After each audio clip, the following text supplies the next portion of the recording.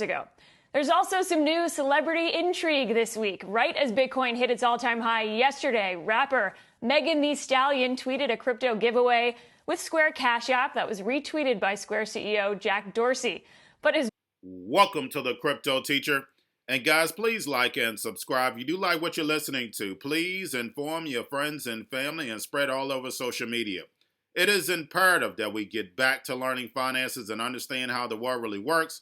Because once we understand how the world really works, we understand that everything is planned out. Now, I want to thank those who purchased the books Cryptoteacher and the New World Order book. Also, those who donate to the Cash App, Patreon, much love. And then also those who have been shopping at both stores. Remember, guys, the books are mandatory. As we can see, the New World Order is moving forward fast. Now, of course, guys, we're going to get into Bitcoin and cryptos first. And as we can see, as soon as the stock market closes, guys, we started to move up. Now we're at 24,000, guys. We also know the open interest is at an all-time high at $6.5 billion as of December 17th. And guys, we know that's a good thing or it's a bad thing. This depends on whether they're coming into short or whether they're coming into long. We know that, especially if you've been with this channel. And guys, we know we're going to take that hit because we know that what? 4 facilities are closing. The only reason why we're moving up, guys, nothing but an algorithm. As soon as the stock market closes, we're the only game in town on the weekends. Just the fact is, liquidity is being switched over to cryptos. Now, of course, guys, make sure you're focused on your indicators. XRP, stable coins. Remember, stable coins under a dollar, go to that 99.9, we're going up. If it's over a dollar, we're going down. That has not changed, guys. They can't switch that algorithm up that fast. I thought they would have been able to switch it up by now, but those who have been with me from the start, no. Now, the only time you will see the market go up and we're above that 99.9 is if Tether is getting pumped heavily. But that's when you have to make sure you're looking at the market cap and then also make sure you're keeping an eye on the USDC and the other stable coins. But, guys, don't forget we have CME on the 24th. We know we're going to have a pullback. The only way we don't see a pullback is what? If they're going to long and go to the next month. I don't think that's going to happen. Now, guys, make sure we understand that they need Bitcoin on the 5th. So January 5th falls on a Tuesday, which is interesting because, of course, they cut checks on Tuesday. But like I stated, the facilities are closing on the 31st. That is not changing, guys. We clearly know that. I've done several videos on it. Now, guys, getting over into the news, we saw Megan Thee Stallion on CNBC. Now, guys, time and time again, I have stated that women are not in this space. They're just not. Maybe 5-10% if that.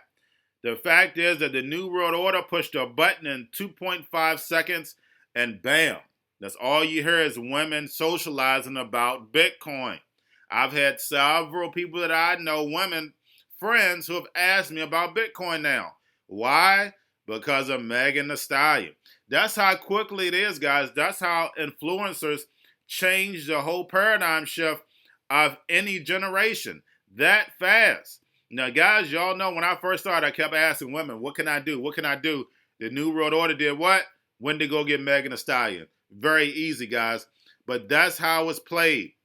And just like I stated, it's going to be so many more women inside the space as they start to see Bitcoin and cryptos being used, the price going up. And then also, once they start researching, they'll see the utility.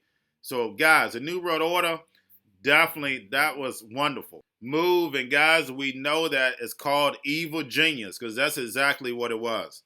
Now, guys, I had a question inside of my Patreon, which was a wonderful question about Grayscale. A lot of people don't understand Grayscale. They just heard them buying this Bitcoin and buying Ethereum.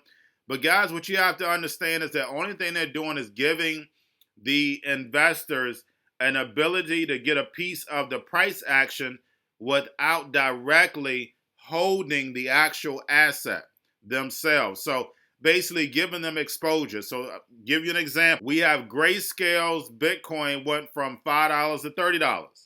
We have Ethereum's fund went from $2 to $28. So guys, they're getting the same exposure you're getting. They're making the same amount of profits you're getting, but they're not investing not nearly what you're investing in.